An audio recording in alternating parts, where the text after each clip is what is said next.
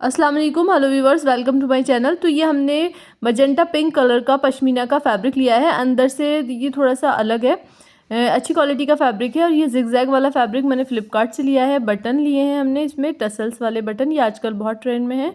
और यहाँ पे हमने ये लेस ली है, लेस पे भी सीक्वेंस है, बहुत ही प्यारी यहाँ पे ये लेस है। तो हम यहाँ पे कुर्ते की कटिंग करेंगे। सबसे पहले यहाँ हम इसको लॉन्ग कुर्ती बनाएंगे, थोड़ी सी लूज टाइप की। तो मैंने इसकी लेंथ 49 इंचेस रखी है। और नीचे हमें यहाँ पे फैशन पट्टी लगानी है, तो सिर्फ हाफ इंच लिया है, इसलिए 50 इंचेस पे मैं इसको कट कर रही हूँ।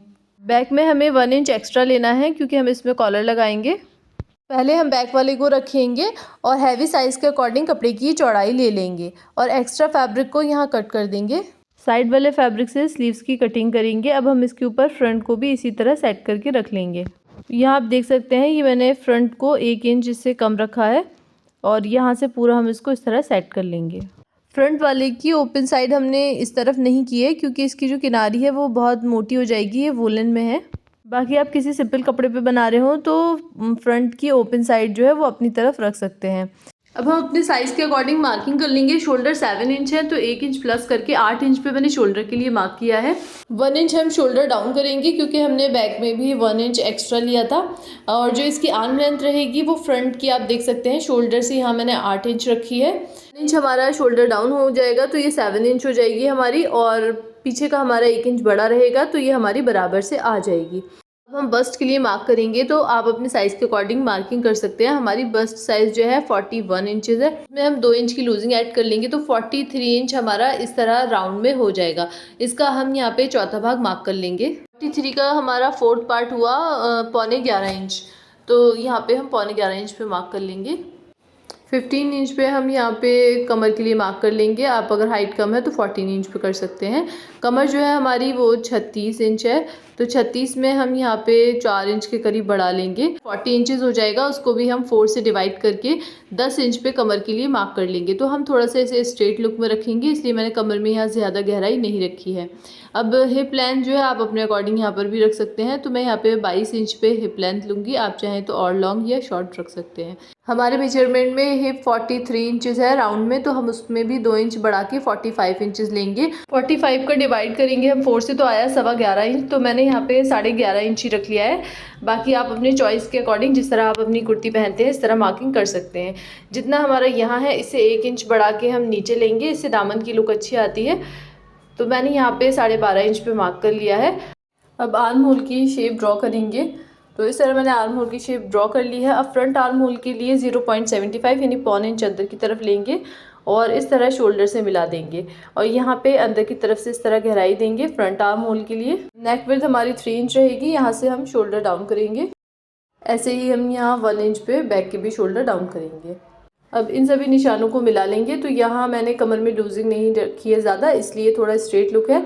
इस तरह मैंने इसको लैग शेपर से मिला दिया है। यहाँ पे मैंने 1.5 इंच का सिलाई मार्जिन रखा है और कमर में और यहाँ नीचे चाक पे हम 1 इंच का सिलाई मार्जिन रखेंगे और इस तरह इन निशानों को भी मिला देंगे। और यहाँ पे हम स्ट्रेट स्केल से यहाँ नीचे तक इसको मिला देंगे। इस तरह हमने यहाँ पे सारी मार्किंग कर ली है। हम इसकी कटिंग कर लेंगे। यहाँ हमारी कुर्ती की कटिंग हो गई है। अब हम इसमें यहाँ पे कट लगा लेंगे।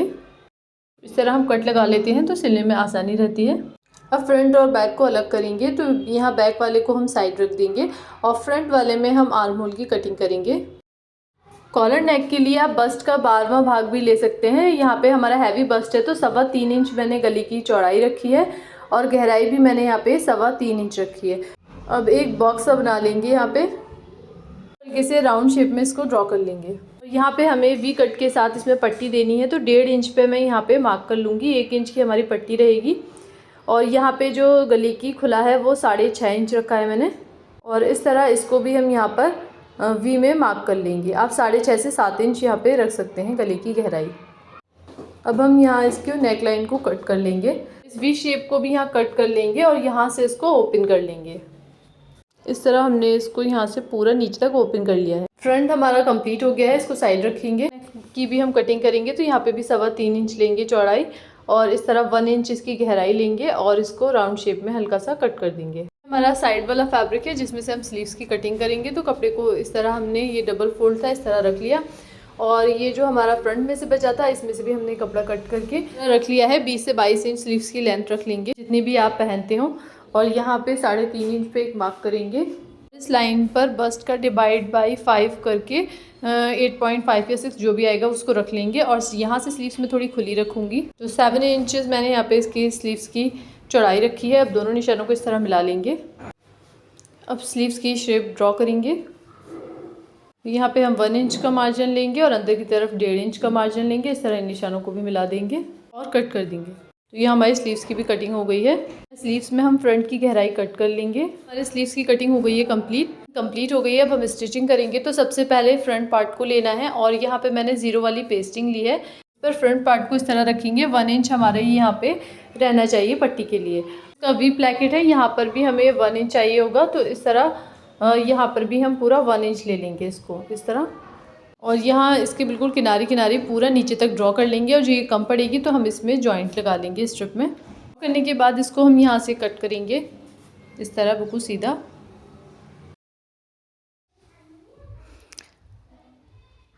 यहाँ पे हमने इसको इस तरह कट कर लिया है। इसका वी भी हम कट कर लेंगे। और यहाँ पे मैंने इस तरह नेल से इसको थोड़ा सा इस तरह कर लिया। अब यहाँ से हम पट्टी को दोनों को आधा आधा कर देंगे। तो फ्रंट में हमने कुछ भी एक्स्ट्रा नहीं लिया था। अब वो हमारा सिलाई में भी जाएगा। तो इसलिए हमारी 1 इंच की स्ट्रिप है जो आगे लगेगी। तो फिर ये हमारा ओवरलैप होके बराबर आ जाएगा। स्ट्रिप में हमारी ये यहाँ पे कम थी तो इस तरह इसको ज्वाइन कर लेंगे। हमारा जिगजैग वाला फैब्रिक है तो हमने इसकी लेंथ में से पट्टियाँ कट नहीं की हैं। हमने इसकी जो विड्थ है चौड़ाई उसमें से स्ट्रिप कट की हैं इस तरह। यहाँ हमने दोनों ही फैब्रिक की स्ट्रिप कट कर ली है। चौड़ाई 5.5 इंच से 6 इंच के करीब रख लेनी है। बाद में चाहे हम इसको कट कर देंगे। इस तरह ये हमारी डबल में यूज़ होगी। ऐसे ही ये तो अगर आप 2 कलर की स्ट्रिप यूज़ करें तो आपको यहाँ पे थोड़ा सा ध्यान रखना पड़ेगा। हमारी स्ट्रिप्स कुछ इस तरह रहेंगी, आप देख सकते हैं। ब्लैक वाली हमारी नीचे रहेगी और ये पिंक वाली जो कुर्ती के कलर की है वो ऊपर रहेगी। लेकिन हमको इसे इस तरफ से पेस्ट करना है क्योंकि जब हम इसे सीधा करेंगे तो जो हमारी पेस्टिंग वाली साइड है वो ऊपर आ जाएगी। तो इस तरह मैं इसको रख के और यहाँ पर इसको अच्छे से आयरन कर लूँ। हमने कर लिया है। अब वी में सिलाई लगाएंगे। तो यहाँ पे सिर्फ इसका जो वी वाला कट है उसमें ही सिलाई लगानी है बस। अब यहाँ से हम इसको कट कर लेंगे।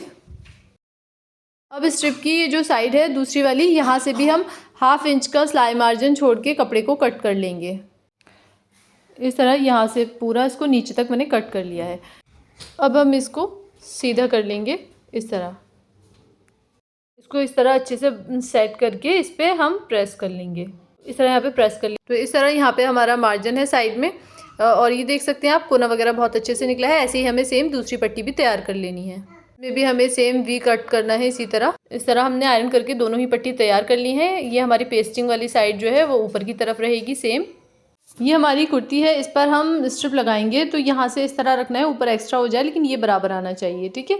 और यहाँ से हम इस तरह इसको स्टिच करेंगे। ऐसे ही हमें इसको दूसरे वाले को भी यहाँ से जो इसका वी है उसको मिला के रखना है। तो हम यहाँ पे या आप कट भी लगा सकते हैं। मैं यहाँ पे चॉक से मार्क लगा दे रही हूँ हल्का सा, ताकि हमें अच्छे से याद रहे। यहाँ पे मैंने ये कट भी लगा दिया। ऐसे ही हमने यहाँ पे चॉक से मार्क कर लेना है ताकि आप लगाएंगे तो ये आगे पीछे नहीं होगा फिर। अब हम इसको इस तरह पकड़ेंगे और ऊपर से हम इसमें सिलाई लगाएंगे और पूरी नीचे तक लाएंगे। दोनों ही साइड हमें सेम तरीके से पट्टी लगानी है। तो मैं ये आपको ब्लैक वाली लगा के बता दे रही हूँ। इस तरह हमने इसको रखा।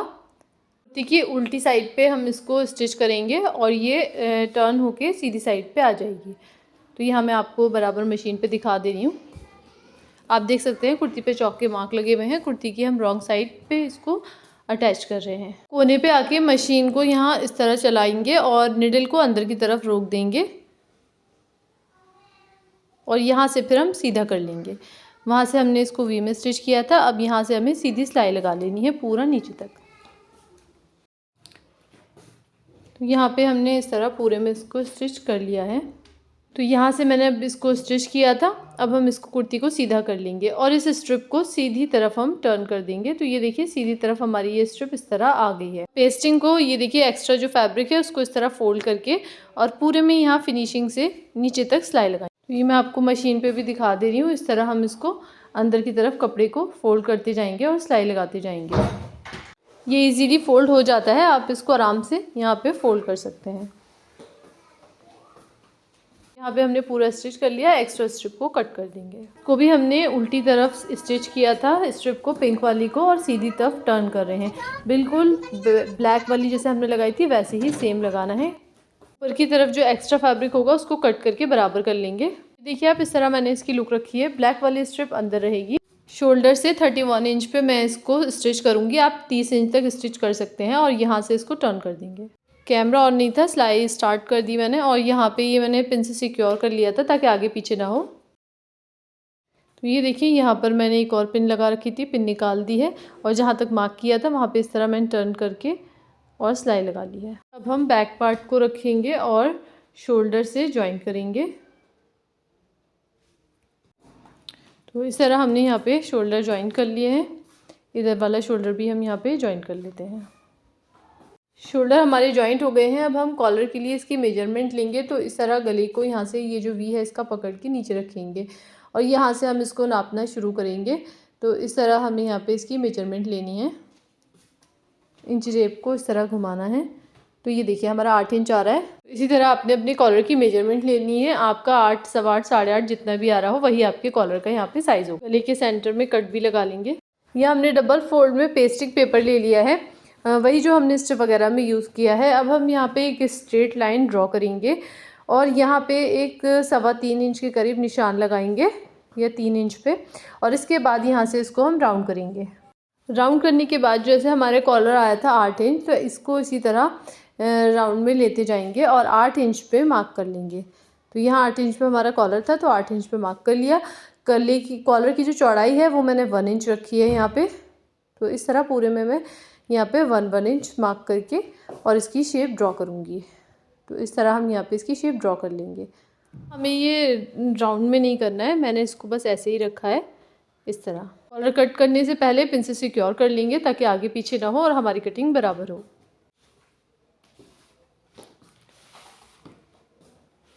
इस तरह हमने यहाँ पे कॉलर की कटिंग कर ली है। अब हम कपड़े की उल्टी साइड पे कॉलर को पेस्ट कर लेंगे। यहाँ पे हमने पेस्ट कर लिया है और 1/2 इंच या नीचे मार्जिन छोड़ा है। इसको आप ग्लू से भी चिपका सकते हैं। मैंने यहाँ पे सिलाई लगाई है। अब ऐसे ही हमने एक और फैब्रिक ले लेना है और उसको भी 1/2 इंच छोड़कर और फिर ऊपर रखना है, 1/2 इंच ऊपर।